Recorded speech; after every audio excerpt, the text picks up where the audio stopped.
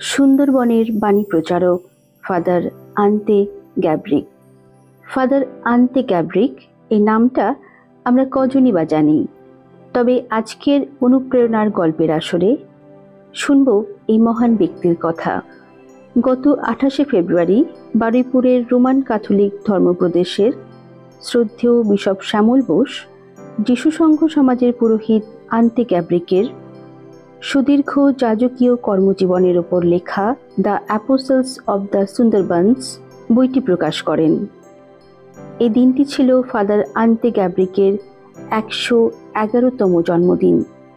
দক্ষিণ 24 পরগনার কুমড়োখালীর লুরদের মামারিয়া ধর্মপল্লীতে ফাদার আন্তে গ্যাব্রিকের সমাধিস্থল প্রাঙ্গণে বইটি প্রকাশের সময় উপস্থিত ছিলেন বারুইপুরের প্রাক্তন বিশপ শ্রদ্ধেয় সালভাদর লোবো, বইটির লেখক কলকাতার যিশু সংঘ সমাজের পুরোহিত ইরুদায়া জ্যোতি এসজে, ফাদার আন্তে গ্যাব্রিকের জন্মভূমি ক্রোয়েশিয়া থেকে আগত বিশিষ্ট অতিথিবর্গ এবং মারিয়া পল্লীবাসীগণ। ক্রোয়েশিয়ার মেটকোভিকে 1915 সালের 28শে ফেব্রুয়ারি ফাদার আন্তে গ্যাব্রিক জন্মগ্রহণ করেন। যিশুর সেবক অর্থাৎ একজন মিশনারি হয়ে পশ্চিমবঙ্গের সুন্দরবন অঞ্চলের দরিদ্র ও জীবন যুদ্ধে লড়াই করে যাওয়া মানুষের সেবা করার জন্য নিজের জীবন উৎসর্গ করেছিলেন। তিনি নিজেকে সম্পূর্ণরূপে সমর্পণ এবং হতদরিদ্র মানুষদের আত্মিকভাবে পথপ্রদর্শন তথা সামাজিক অর্থনৈতিক উন্নয়নের মাধ্যমে জীবন উন্নত করার জন্য তাকে সুন্দরবনের বাণী প্রচারক এই উপাধি দেওয়া হয়। তাকে ঈশ্বরের এক নিবেদিত প্রাণ দাস বলে স্মরণ করা হয়। ক্রোয়েশিয়ার জাগ্রেব ধর্মপ্রদেশ তাঁকে ঈশ্বরের মনোনীত বলে ঘোষণা করেছে এবং ভ্যাটিকান থেকে তাঁকে ধন্য ঘোষণার প্রক্রিয়া শুরু করা হয়েছে। ক্রোয়েশিয়া এবং সুন্দরবনের ধর্মবিশ্বাসীরা ফাদার আন্তেকে ইতিমধ্যেই একজন সাধু বলে মনে করেন। এই বইটিতে ফাদার আন্তে গ্যাব্রিকের পবিত্র যাজকীয় জীবনাদর্শ তুলে ধরা হয়েছে। উল্লেখ্য, মাদার তেরেসা ফাদার আন্তেকে যিশুর জীবন্ত প্রেমের নিদর্শন বলতেন। মারিয়া পল্লী ধর্মপল্লী, যা ফাদার আন্তে 20 জানুয়ারি 1975 সালে স্থাপন করেছিলেন, এখন একটি তীর্থস্থান হয়ে উঠেছে যেখানে সব ধর্মের মানুষ তাঁকে শ্রদ্ধা জানাতে আসেন। ফাদার আন্তে বাসন্তী, মরাপাই, গোসাবা, ক্যানিং অথবা কুমড়োখালী যে ধর্মপল্লীতেই যেতেন সেখানে সবাইকে সাধ্যমতো সাহায্য করতেন। যিশুর শেখানো মানব সেবাই শ্রেষ্ঠ ধর্ম, এই উপদেশটি তিনি মনে প্রাণে বিশ্বাস করতেন। 1987 সালে প্রথমবার আমি জীবনে সুযোগ পেয়েছি এরকম একটা মহান ব্যক্তিকে আমি নিজে দেখব, ওনার সঙ্গে পূর্ণ সপ্তাহ কাটব। এটা আমি শুধু একা নয়, আমার সঙ্গে আমার সহ বন্ধুরা, প্রিনাবিস বন্ধুরা ছিল। আমরা এই পূর্ণ সপ্তাহে কাটলাম কুমড়াখালী মারিয়া পল্লীতে। ওখানে যাওয়ার আগে আমাদের প্রস্তুত করা হয়েছিল এই ফাদার কিরকম মানুষ, কি সব কাজ করেন, কিরকম সেবা করেন মানুষ, এই সম্বন্ধে একটা ভিডিও ক্লিপ আমাদের দেখানো হয়েছিল। ওটা দেখার পর অনেক আগ্রহ ছিল আমাদের। আমরা জানতে চেয়েছিলাম কিরকম মানুষ এত কাজ করেন। ওনার শরীরটা হয়তো দেখতে ভালো নয়, তবুও এত তাড়াতাড়ি যান, এত কাজ করেন, এটা আমরা দেখতে অনেক ইন্টারেস্ট ছিল। ওখানে কাটলাম, দেখলাম, বুঝতে পারলাম, অনেক কিছু প্রেরণা পেয়েছিলাম।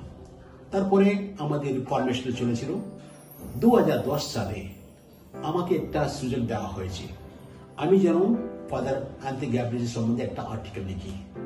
আমি তো বেশি জানতাম না, তারপরে ওনার সম্বন্ধে আমি লাইব্রেরিতে বসে অনেক কিছু পড়াশোনা করেছি। ওনার নিজের লেখা জিনিসগুলো কালেক্ট করে আমি একটা আর্টিকেল লিখেছি। এই আর্টিকেলের টাইটেল দিলাম ওই সময় the apostle of the Sundarbans 15 years back. তারপরে এই আর্টিকেলটা ইন্টারন্যাশনালি অনেক জায়গাতে পাবলিশ করা হয়েছিল। আর Indian embassy in Croatia Zagreb আমাকে রিকোয়েস্ট করেছিল ওই আর্টিকেলটা ওনারা যেন পাবলিশ করেন। আর ওনারা বলে সুযোগ দিয়েছিল আমি যেন ওটা ভালো করে বড় করে লিখতে পারি। ওই সুযোগটা নিয়ে আমি আরো কিছুটা লিখলাম। তারপরে আমি একটা সুযোগ পেয়েছিলাম 5 বছর আগে যে বারুইপুর বিশপ আমাকে এপিস্কোপাল ডেলিগেট বলে নিযুক্ত করে আমাকে কয়েকটা টেস্টিমনিগুলো, ফাদারের সম্বন্ধে টেস্টিমনিগুলো মানুষ সঙ্গে তুলে দিতে বলেছিলেন। আমি ওই কাজটা করেছি। ওই সম্বন্ধে আমি ফাদারের সম্বন্ধে জানতে পেরেছি। যা পড়েছি, যা শিখেছি, যা শুনেছি, এইসবগুলো কালেক্ট করে আমি এই বই পার করেছি। এটা হচ্ছে ওনার জীবন চরিত্র। আর ওনার সম্বন্ধে, ওনার সঙ্গে যারা বাস করেছিলেন, ওনার নিজেকে টেস্টিমনি দিয়েছিলেন। আমি নিজেকে ভাগ্যবান বলে মনে করি, যেন এই মহান ব্যক্তি, যে অনেক মানুষ বলেছিল দেবতা আমাদের মধ্যে ছিলেন, চিনতে পারলাম না বলেছিলেন ওনারা, কিন্তু ওই মহান ব্যক্তির আত্মা এখনো আছে। আমি কৃতজ্ঞ ঈশ্বরের।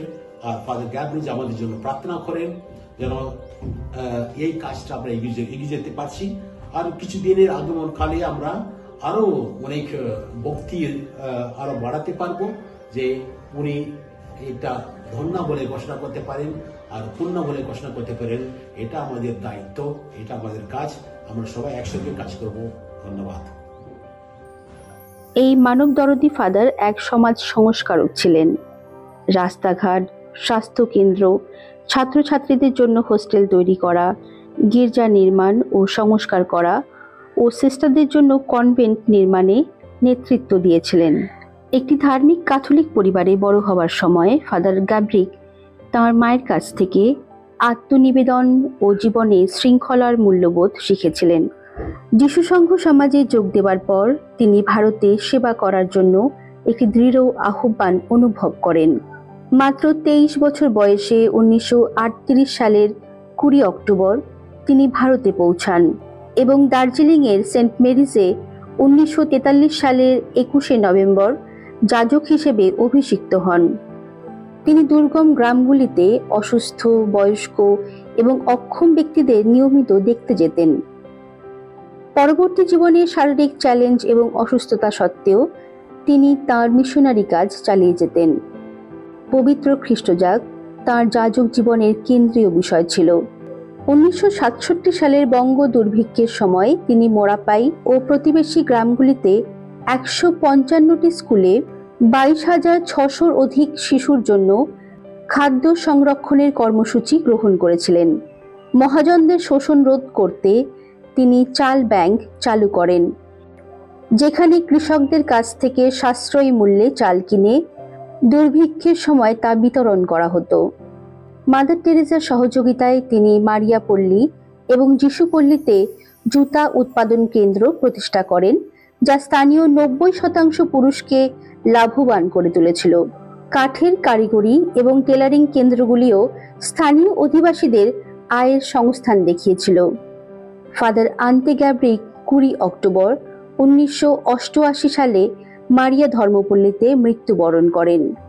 তাই কলকাতার সাধ্বী মাদার টেরেসার কথাই বলতে গেলে বলতে হয়, গ্যাব্রিক বঙ্গবাসীদের জন্য যা করেছেন তা নিজের চোখে দেখার জন্য সেইখানেই যেতে হবে, কারণ তা কখনো শব্দে প্রকাশ করা সম্ভব নয়।